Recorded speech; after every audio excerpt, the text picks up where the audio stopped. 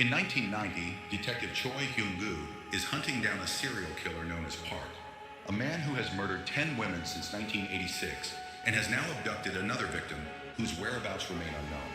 Their confrontation erupts inside a small restaurant, and Park proves just how dangerous he is. At one point, he even throws Hyung-gu with a move straight out of judo. Cornered and desperate, Park slashes the throat of the female restaurant owner to distract him. Hyung-gu quickly tells the other customers to press a towel against her wound, then immediately resumes the chase. Park, who always hides his face under a hat and mask, soon finds himself trapped. But just as Hyung-gu is about to handcuff him, Park suddenly leaps across to the next building, and Hyung-gu manages to shoot him in the left shoulder. Even so, when Hyung-gu closes in to arrest him, Park strikes back from a dark alley, stabbing him in the stomach and leaving a cut along the side of his mouth.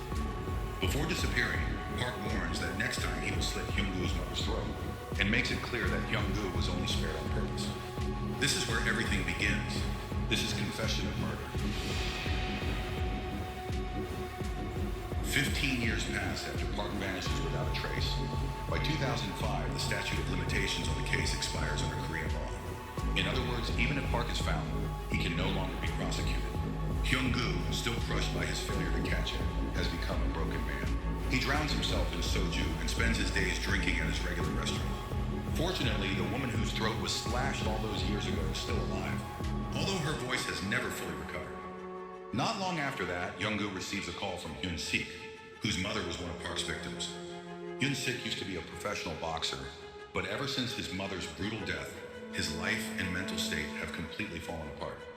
He thanks Hyung-gu for always caring about the victims' families, including him, and the tone feels disturbingly close to a farewell. Realizing something is wrong, Hyung-gu rushes to Hyun-sik's home, only to find that his fears were right. Unable to bear the pain any longer, Hyun-sik has taken his own life. 2 years later, Hyung-gu is living alone with his mother when a colleague suddenly calls and tells him to turn on the television. A shocking press conference is underway. A man named Lee Do-seok is introducing a book called Confession of Murder.